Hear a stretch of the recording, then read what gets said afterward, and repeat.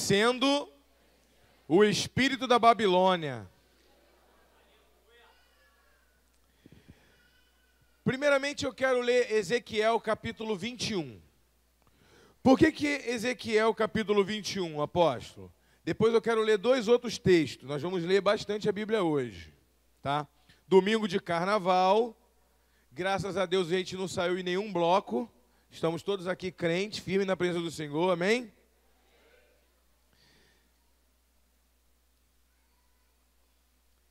Ezequiel, capítulo 21, diz assim: E veio a mim a palavra do Senhor, dizendo: Filho do homem, dirige o teu rosto contra Jerusalém, derrama tuas palavras sobre os santuários e profetiza sobre a terra de Israel. E diz a terra de Israel: Assim diz o Senhor: Eis que eu sou contra ti, e tirarei a minha espada da bainha, e exterminarei do meio de ti o justo e o ímpio. E por isso que hei de exterminar do meio de ti o justo e o ímpio, a minha espada sairá da sua bainha contra toda a carne, desde o sul até o norte. E saberá toda a carne que eu, o Senhor, tirei a minha espada da bainha, nunca mais voltará a ela. Tu, porém, ó filho do homem, suspira aos olhos deles, com quebrantamento dos seus lombos e com amargura. E será que, quando eles te disserem, por que suspiras tu?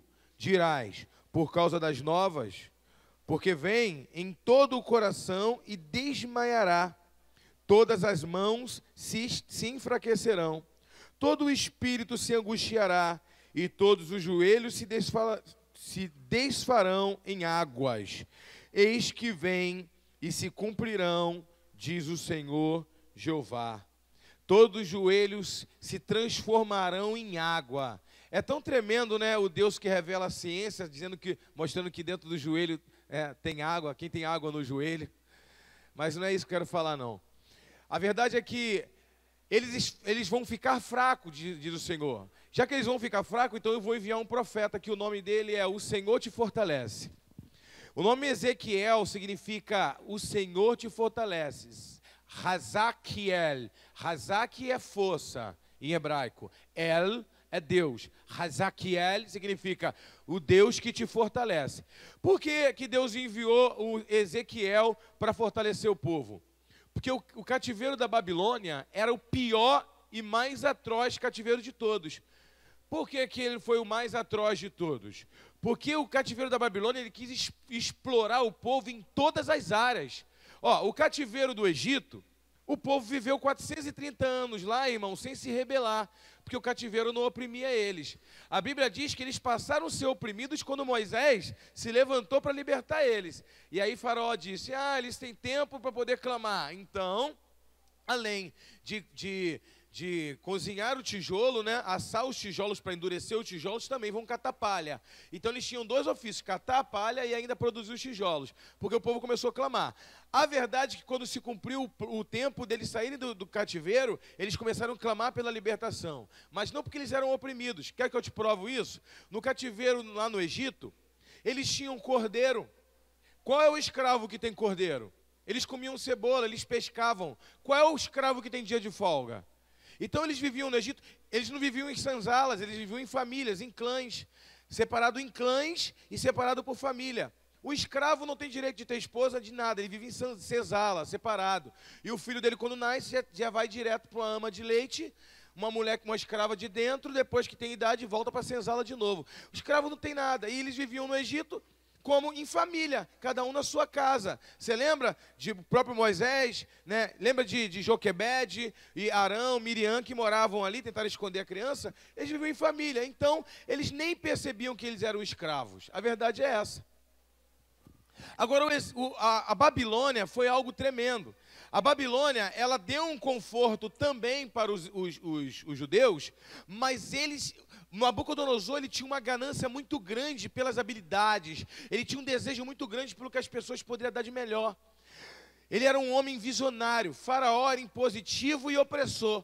Mas Nabucodonosor não. Nabucodonosor não levava para a Babilônia qualquer coisa. Ele só levava nata. Ele queria fazer da Babilônia o que hoje estão fazendo em Dubai.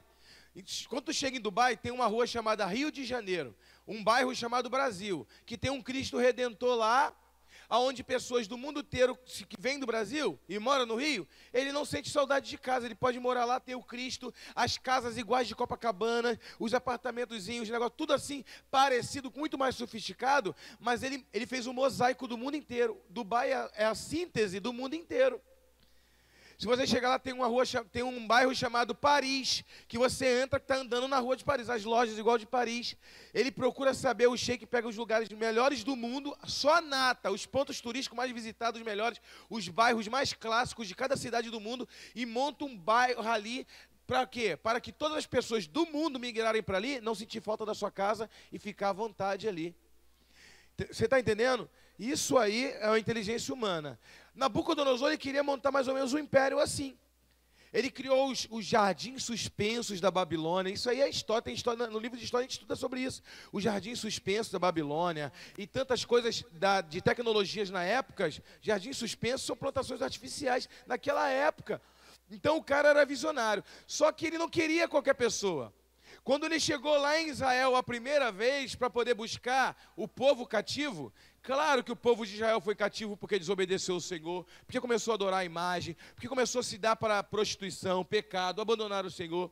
O Senhor levantou Jeremias, o Senhor levantou tantos homens ali dentro de Israel. O próprio Isaías antes profetizou que um dia isso poderia acontecer. Você está entendendo? E ali naquela época tinha Daniel, tinha tantos homens ali, e o povo mesmo assim, no meio de tantos profetas, eles se corromperam. Irmãos, fala a verdade, nunca houve um tempo que se levantou tantas pessoas pregando em tantos lugares, é célula, é na internet, é pregador de tudo qualquer lado. Quando se levanta muitos pregadores, irmãos, é porque o cativeiro está próximo e Deus quer te livrar. Jeremias foi chamado de profeta chorão, sabe por quê? Porque ele escreveu um livro só sobre lamentações. Porque ele ficou 23 anos profetizando na porta de Jerusalém, jogaram ele no poço de imundícia, fizeram tantas coisas com ele, ele dizia, eu não vou lá não, Senhor. Esse povo não se converte. Deus disse, vai, Jeremias. Vai mais uma vez e prega. E ele ia para a porta do templo e começava a pregar. Quando ele era criança ainda, quando Deus mandou ele falou, Senhor, eu não vou, eu sou novo. Deus disse, não diga que é novo, porque eu te escolhi desde o ventre da tua mãe. Tipo, 14, segundo os rabinos, ele começou a profetizar com 14 anos de idade, irmão. E sendo humilhado, envergonhado na porta do templo, dizendo, o rei Nabucodonosor vai vir levar vocês e sua família cativa, e vocês não vão poder fazer nada, vocês vão sair daqui envergonhados.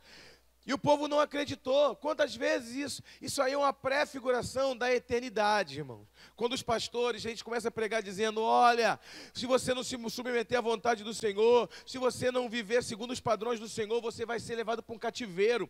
Todo cativeiro é uma simbologia de um afastamento da vontade de Deus para você. E ele aponta para um afastamento que um dia será eterno. É como se Deus estivesse dizendo, vou afastar você um tempo de mim, dos benefícios de viver comigo, dos benefícios de adorar no templo, dos benefícios de andar em santidade, dos benefícios de me ter, para ver se vocês se arrependem e falam, nossa, como que eu senti, estou com falta de adorar o Senhor. Então são pré-figurações de pegar um pequeno espaço de tempo para nos colocar para refletir. Se eu não me converter de verdade, imagine se eu ficar exilado para a eternidade no inferno. Quem está entendendo? Deus não tem prazer em mandar uma pessoa exilada para uma terra estranha. Deus não tem prazer. Deus quer ensinar o homem nessa terra, porque é melhor você aprender uma lição nessa terra do que ser condenado eternamente. O maior interesse de Deus em nós é a eternidade. Se você aprender com Deus aqui nessa terra, tu vai sofrer menos. Quem vive princípios sofre menos, irmãos. Fala a verdade. Essa é a verdade. Então Deus quer que tu tenha uma vida mais tranquila nessa terra, mas mesmo assim você vai ter sofrimento. Mesmo tu obedecendo todos os princípios, ainda assim você vai ter. Porque a vida perfeita e plena, a vida abundante que Jesus nos promete, é só na eternidade. Não existe vida abundante aqui na terra. Me desculpe se algum já pregador um dia abriu a Bíblia e deu palavra de oferta e disse que Deus tem vida abundante para tu nessa terra. Vida abundante não é dinheiro, vida abundante é eternidade. O que é uma vida abundante? Uma vida que não acaba nunca, uma vida eterna. O que Deus nos promete aqui na terra é viver em comunhão com Ele, e em todas as dificuldades que nós passarmos, Ele estará junto conosco. O alvo é a eternidade. E se você submeter aos ensinamentos dele, e se agradar o coração dele, e se for da vontade dele, você vai ter uma vida próspera nessa terra. Mas também não se apegue a isso, porque ainda assim, Deus vê tudo isso como trapo de imundície, que o nosso foco é a eternidade. Ainda assim, ainda que Ele te dê uma casa maravilhosa, que Ele te dê um carro maravilhoso, não se pressione com isso. O nosso foco é a eternidade. Olha para o teu irmão e diga, você está de passagem nessa terra. O teu foco é a eternidade. Olha para o outro de lado e diz assim, Deus pode te prosperar nessa terra. Mas não se engane. O teu foco é a eternidade. Uma salva de palmas para o Senhor.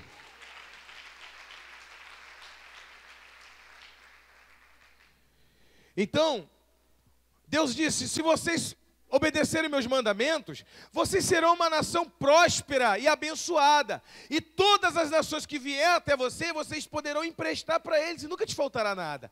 A promessa do Senhor sempre foi nos dar uma vida mais confortável através da obediência, para a gente ser bênção das pessoas, irmão. Porque a Bíblia é melhor a gente ter para dar do que pedir emprestado, não é isso? O que é ser uma pessoa próspera? Não é ter falta de nada e ainda ter sempre poder ajudar alguém. Não é isso? Sempre. É isso o plano que Deus fez para a nação de Israel. Se vocês obedecerem todos os meus mandamentos, vocês serão um referencial do que um Deus pode fazer numa nação. Nações do mundo inteiro virão até vocês para saber qual é o segredo da prosperidade de vocês. E vocês vão dizer, o segredo da nossa prosperidade é que nós temos um Deus, primeiramente. Um Deus todo-poderoso. E segundo, esse Deus, nós temos relacionamento com eles. E terceiro, esse relacionamento com esse Deus nos dá esse benefício todo. E se vocês, povos estranhos, se submeterem aos ensinamentos do nosso Deus, vocês também podem colher um benefício que é nosso, pode se estender até vocês também. E esse era o princípio de Deus levantar Israel. Então Deus disse para Israel, vocês vão ser um exemplo para o bem ou para o mal. Se vocês fizerem o que é certo, vocês vão ser um exemplo para todas as nações da terra do que Deus faz com a nação que age certo. Mas se vocês agirem errado, vocês também serão exemplo para todas as nações, para quem se levanta em rebelião contra o Deus do universo. Eu escolhi vocês, Israel, para ser bênção ou ser maldição. A escolha é de vocês. Escolha agora a bênção, não é isso? Deuteronômio 28? Mas Israel oscilava entre a bênção e a maldição. Quando ele escolhia a bênção, eles prosperavam em tudo, como o reino de Davi, ou como o reino de Salomão, o reino de Ezequias.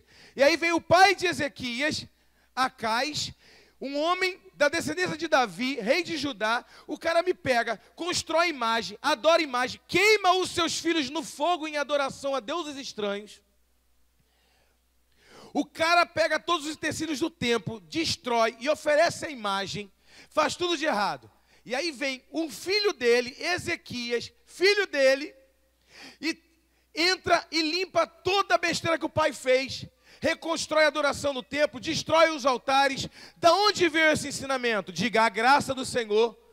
É possível um homem que foi criado na macumba, foi criado fora do evangelho, que o pai quebrou todos os princípios, a graça do Senhor te alcançar e você fazer e limpar toda a lambança que os seus ascendentes fizeram?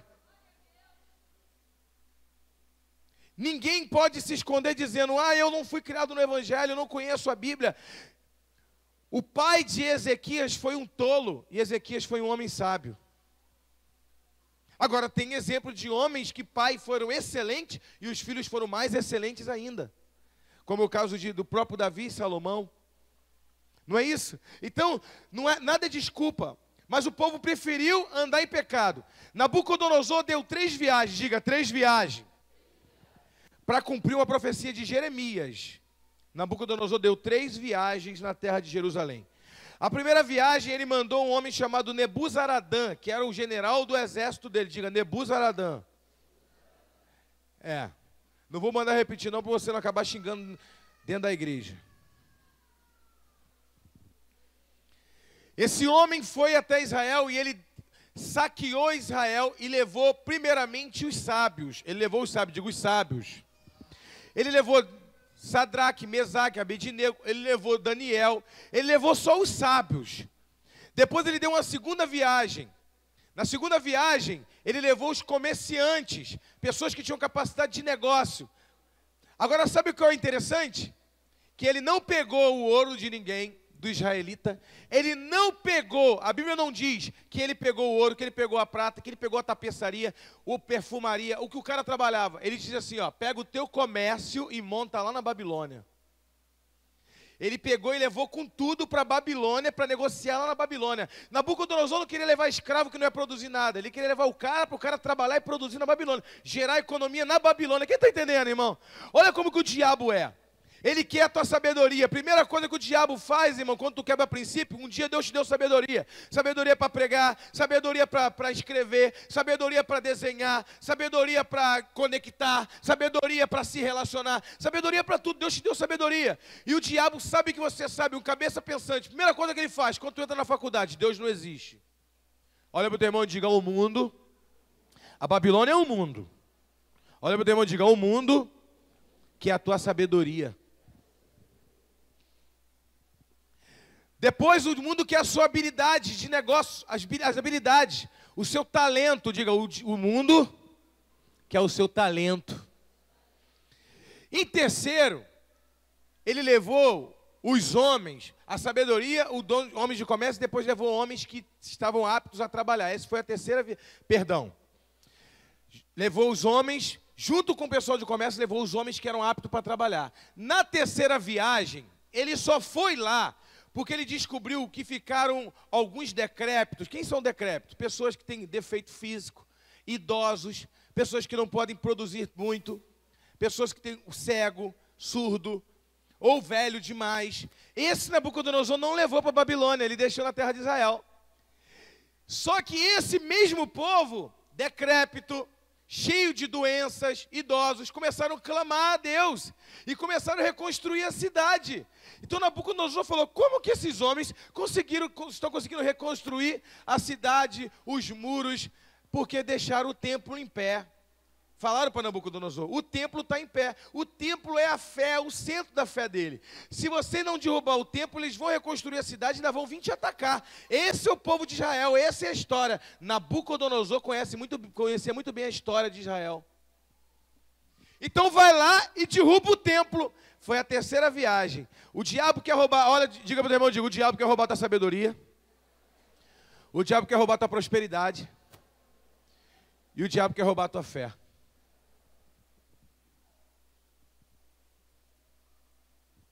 Na terceira viagem, pum, joga o templo por terra. Sabe quem são os homens que ficaram deixados para trás na Babilônia?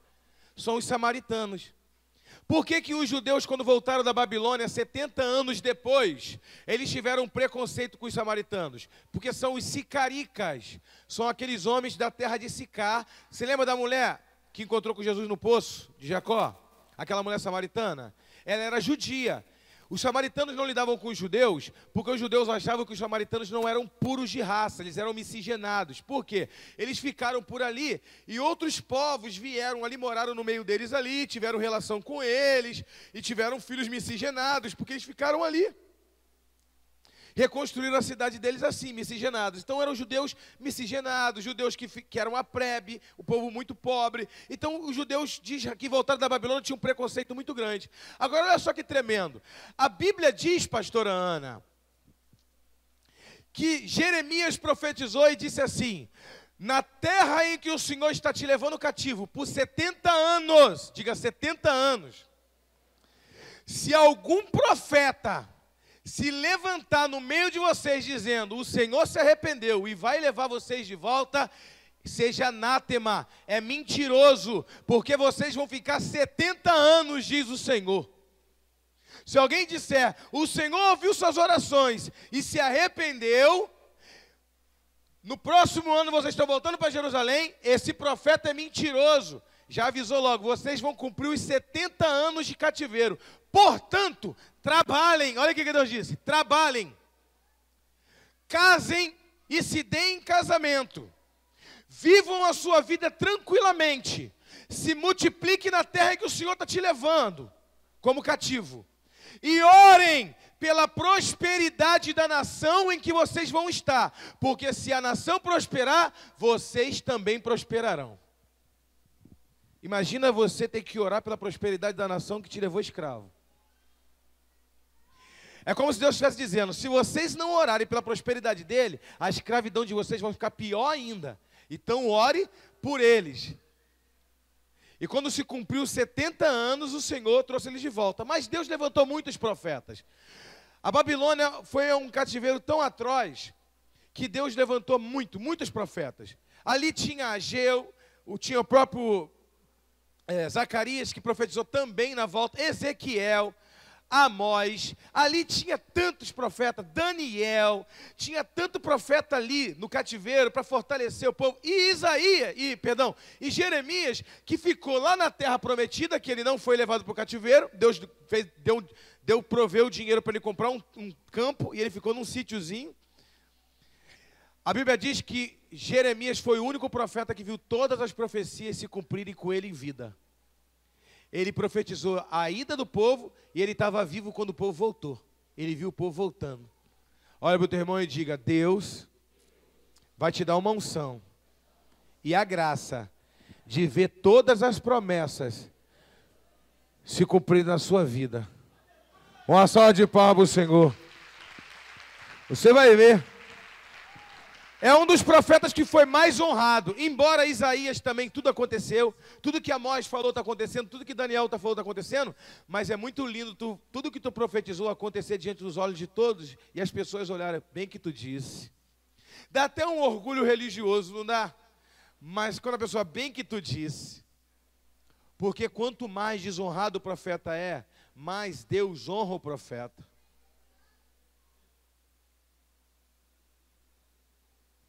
Quem está entendendo? Então pode dar só mais uma outra salva de palmas para o Senhor, porque eu gosto muito. Só que o interessante é que eles viveram na Babilônia, oraram pela prosperidade da Babilônia. Entenda, se você não orar pela prosperidade do Brasil, bora supor, o sistema mundano, a Babilônia, nós estamos inseridos nele. Jesus disse, eu oro, Pai, oração sacerdotal, oração de Jesus, João capítulo 16, 17. Pai, eu oro não para que você tire eles do mundo. Não tire eles do mundo, mas que o Senhor fortaleça eles. Irmão, não adianta querer você dizer, o mundo está perigoso. Primeiramente, nós estamos na Babilônia, estamos no meio de um cativeiro. Agora, podemos viver na Babilônia, igual a gente está vivendo? Podemos? Agora, a Bíblia diz que no meio da Babilônia, tinha sinagoga onde eles iam estudar a palavra. No meio da Babilônia, os judeus se vestiam com a roupa diferente. Deus mandou eles prosperarem, Deus mandou eles trabalharem. Quem é crente aqui? A Bíblia diz que nós não somos desse mundo. A Bíblia diz que nós somos cidadãos do céu. Mas a gente não tem que trabalhar aqui? Então olha o que Deus disse. Na Babilônia tu tem que trabalhar. A gente faz isso, a gente trabalha. Deus disse, na Babilônia tu tem que orar pela prosperidade. Se você não ora pela prosperidade do Brasil, se o Brasil não prospera, a crise alcança você também. Por hora que a gente diga assim, a gente está em Cristo, não está em crise, embora a gente não passe fome no meio da crise, amém? Mas a crise afeta a gente sim. Claro que afeta. Você trabalha com venda, o ímpio, ele precisa comprar. Ele não vai comprar porque ele não tem dinheiro, te afeta de alguma forma. A gasolina cresce, te afeta. Desemprego vem. Deus garante que a gente não vai morrer de fome e vai nos suprir em meio à dificuldade. Mas a crise nos afeta. Então Deus disse, o líder está se corrompendo, ora pela nação. Ora pela nação, porque se a nação prosperar, você também vai prosperar. Então olha que tremendo.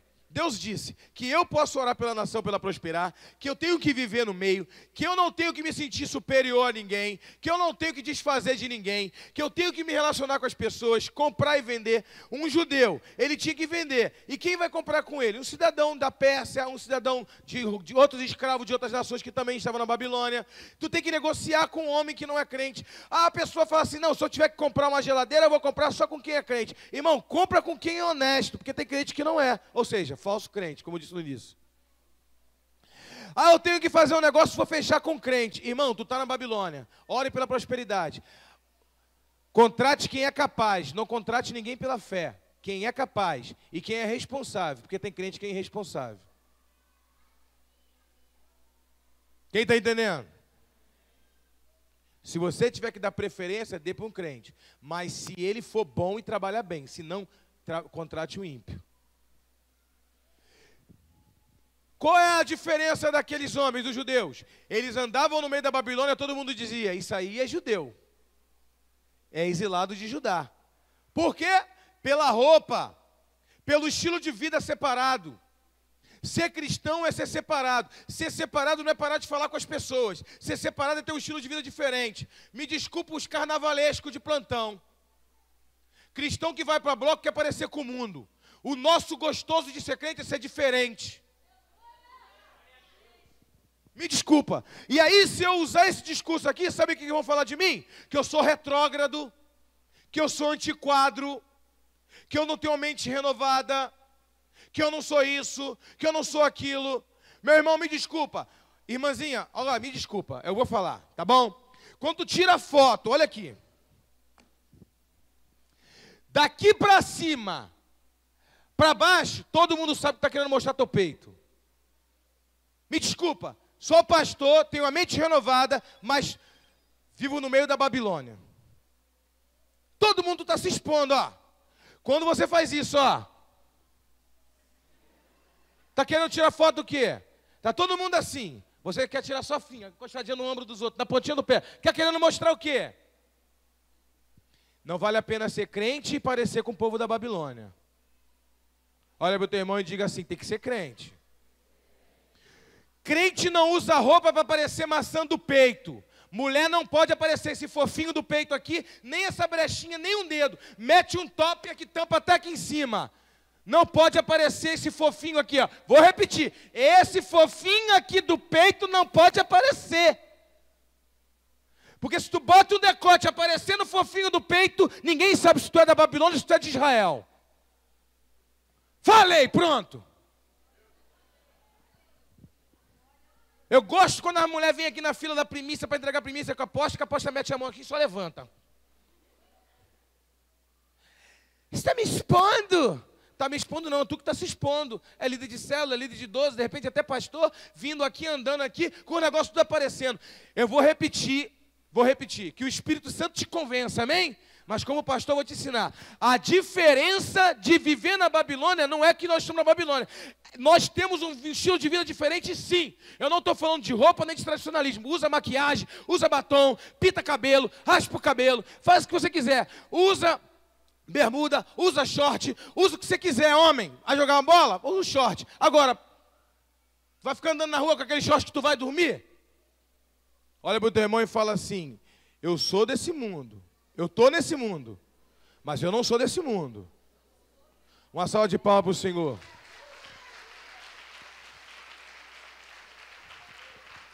O problema é que a pessoa, e aí eu não estou pregando doutrina de novo, na nossa igreja pode usar brinco, nossa igreja pode raspar sovaco, pode raspar até outras coisas, é contigo mesmo. Pode usar desodorante, pode fazer o que você quiser, só não pode pecar, não pode ser lascívio. Porque tem igreja que a irmã não pode usar calça jeans. Mas a irmã bota uma calça tão apertada, irmão, que anda igual um pinguim assim, ó. Uma saia. A saia não dá para dar um passo de tão justa. Sabe qual é a diferença? Uma costura aqui no meio. Que vai ficar bem melhor do que tu ficar andando na rua assim, ó. Igual a Daphne do Scooby-Doo. A verdade é essa. Aí não pode botar saia, mas mete uma calça justa. Sabe por quê, irmão? Porque a mulher quer se vestir igual mulher. Só que tem que se vestir igual mulher decente. Não tem que mostrar a barriga, não tem que mostrar os negócios, tem que mostrar pro teu marido, né? Olha pro teu irmão, pra tua irmã e fala assim, as tuas coisas, tem que mostrar pro teu marido. Pra tua esposa. Ninguém quer ver essa coisa, não. Uma salva de palmas só para quem quer mostrar as coisas para o marido e para a esposa. Eu não estou falando de um novo convertido que chega aqui na igreja, está com a sainha curtinha, está com top, está com piercing, está com não sei o que. Eu não estou falando isso, irmão. E não estou falando com a pessoa que está na igreja há 2 meses, 3 meses, 1 ano, que o Espírito Santo está fazendo a obra da regeneração, está trabalhando. Eu não vou chegar para a pessoa que aceitou Jesus 4 meses, 5 meses, e vou falar assim, minha filha, que história é essa? Não vou, eu não vou. Deixa o Espírito Santo, Deus ter o tempo dele, amém? Quando a pessoa percebe que ela não é da Babilônia, ela começa a tirar sua roupa, ela começa a tirar sua roupa nua e botar uma roupa. Trocar as vestes. Pronto, obrigado, meu amor. Por isso que a Bíblia diz que é melhor ser 2 do que 1 só. Trocar as vestes. A pessoa olha no espelho e fala assim, isso aí não combina mais comigo. Não é assim?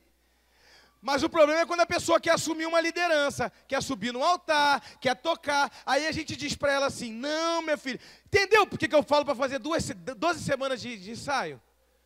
Porque nessas 12 semanas, aquela pessoa nova convertida que ele entra para o ensaio, eu fico, Senhor, em nome de Jesus, Senhor, tira esse short curto e coloca uma roupa comprida, Senhor. Em nome de Jesus. Como é que eu vou chegar para essa pessoa e vou falar assim, você não pode ainda subir no altar porque tu está usando roupa ali. Porque a pessoa vem na igreja com uma roupa, irmão, mas ela vai na padaria com outra. A roupa que eu vou atender um carteiro no portão é a roupa que eu venho para a igreja. Se você está no portão conversando com a vizinha assim, ó, o shortinho desse tamanho, é de ficar em casa. É de ficar em casa, não é de ficar no portão, pô. Quem está entendendo? Olha para o teu irmão e fala, ai. Fala assim, o gostoso de culto no domingo de carnaval é que só tem crente. Aí pode falar. Aí pode falar. Não é culto de doutrina não, tá, irmão? Eu não sou muito chegado nesse negócio de culto de doutrina, não, porque eu acredito que Deus, o maior doutrinador é Jesus Cristo, é o Espírito Santo. Porque às vezes a gente é pesado demais com as pessoas, quer botar uma carga em cima da pessoa que a pessoa não pode carregar, amém?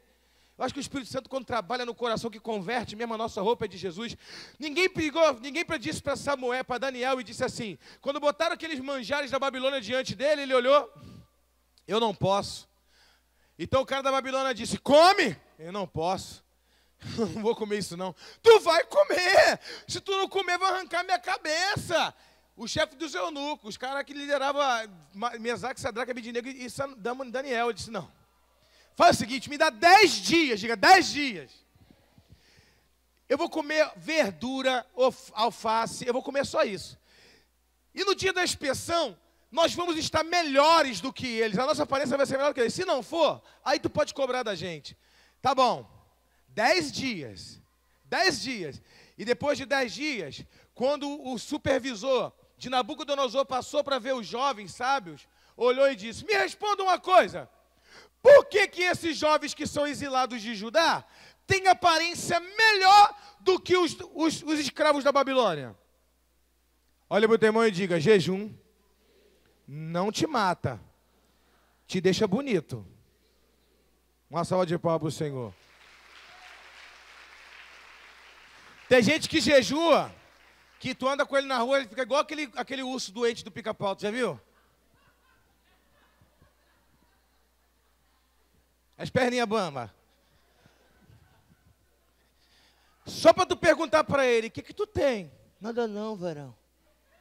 A Bíblia diz que quando a gente jejua, a gente não pode falar, ai, falei, desculpa. Só para parecer homens, né? Daniel jejuava e ninguém percebia que ele estava jejuando. A cara dele era melhor do que a dos outros. Não tinha cara de peixe morto. Porque faz para Deus. Sabe qual é a diferença de tu estar na Babilônia? Irmão, se tu está na Babilônia e tu não é perseguido, tu está parecendo com o morador da Babilônia. Porque a Bíblia diz que Daniel foi jogado nas covas dos leões porque orava 3 vezes por dia. Sabe por que tu não sofre perseguição? Porque tua vida está tranquila? Porque tu não ora. Tu não ora. O diferencial de Daniel era a vida de oração. Era a comida que ele comia, que era do reino. A vida que ele vivia era do reino. Tem gente que quer ser do reino de Deus, mas tomar um vinhozinho no carnaval, se é um vinhozinho pode, né? Aí vão tocar o funk pode. Tum, tum, tum, tá amarrado. Tum, tum, só as cantudas. As preparadas. Vou passar óleo na mão. Você, vou orar com muita unção.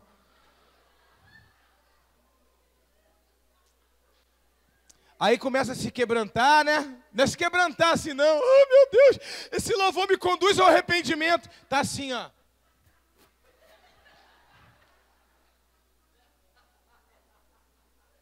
Irmão, me desculpa. Agora vamos ser sinceros. Quem era funkeiro, quando toca um funk, seja do mundo, seja de outra perninha, fica como? A vontade de ir até o chão é como?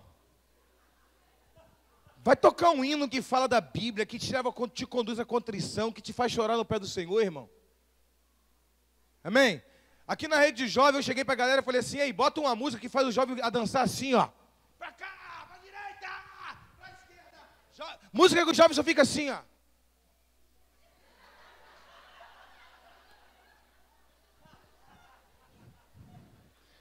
Só sensualizando. Irmão, não, boa. Quando eu era garoto, a gente andava assim, ó. Parecia que estava descendo o morro, não é? Não era assim? Estava descendo o morro? Os garotos hoje em dia andam assim, ó. Irmão, que cansaço que dá. Não é melhor dar um passo largo? É libertador. Olha o passo. Aí o cara dá 300 passos só para sensualizar.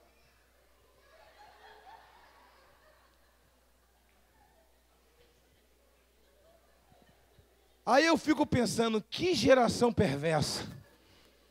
Prefere andar devagarzinho para não perder a sensualidade, do que dar um passo bem largo e andar mais rápido e avançar.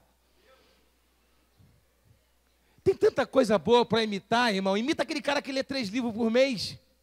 Esse tu não quer, né? Imita aquele cara que ora e jejua e mete a cara no pó, não quer. Mas o cara da rua que anda quicando, tu imita. Olha para o teu irmão e diga, tem que parecer com o povo de Israel, não da Babilônia. Olha para o outro e diga assim, o diabo, que é a tua sabedoria, a tua habilidade, a tua fé, e ele quer o teu estilo de vida, ele quer roubar o teu estilo de vida. Ele quer que você pareça com a Babilônia. E aí quando alguém, quer saber uma coisa? Quando tu chega num trabalho, numa empresa, e que tu chega com a Bíblia, a pessoa fala assim, depois de um mês de trabalho, tu é crente? Se a pessoa pergunta, tu é crente? Irmão, tá ruim para tu. Se uma pessoa já chega, irmão, primeira coisa que tu chega num lugar que não conhece ninguém, os teus estilos de roupa, não estou falando blusa abotoada até aqui, não estou falando blusa abotoada aqui, quem está entendendo? Tu pode usar uma camisa até aqui, mas tu levanta a mão, amém, irmão? Deixa Deus falar, amém, irmão? Não estou doutrinando, mas deixa Deus falar. Tu levanta a mão, não aparece a barriga, é essa blusa que tem que comprar. Quando tu levanta os braços, não aparece. Se tu levanta, aparece. Senão, tem gente que adora assim, é igual o dinossauro Rex. Assim, que se levantar o braço, acabou. Aí fica assim, ó.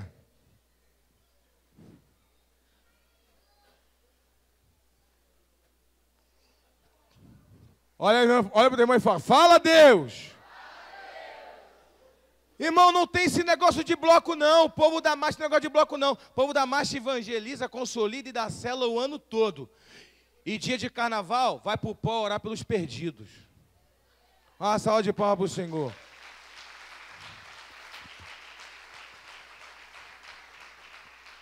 Eu vi uma pessoa postando lá no grupo lá da igreja lá que o povo da marcha só vai atrás de um trio. Deus Pai, Deus Filho e Deus Espírito Santo. Outra salva de palmas para o Senhor. É isso aí. É isso aí. Daniel tinha um estilo de vida diferente. E sabe qual foi a melhor? A pessoa, ela quer ser crente. Mas ela quer adaptar a vida dela. Ela quer adaptar as coisas. Ela quer fazer uma adaptação. Ela quer encaixar alguma coisa do mundo na vida dela para ela não parecer tão deslocada. Irmão, entenda. Nós sempre vamos andar na contramão do mundo. A nossa mentalidade é outra, o nosso pensamento é outro. Se colocarem lá, matar é permitido, para a gente vai continuar sendo pecado. Se autorizarem, casamento homossexual está permitido, para a gente vai continuar sendo pecado, embora a gente vai respeitar.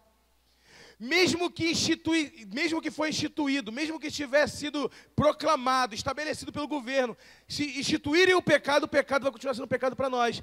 E aí, o que aconteceu na Babilônia? O que?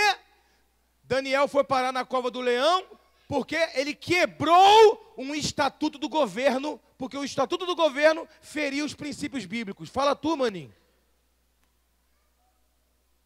Fala!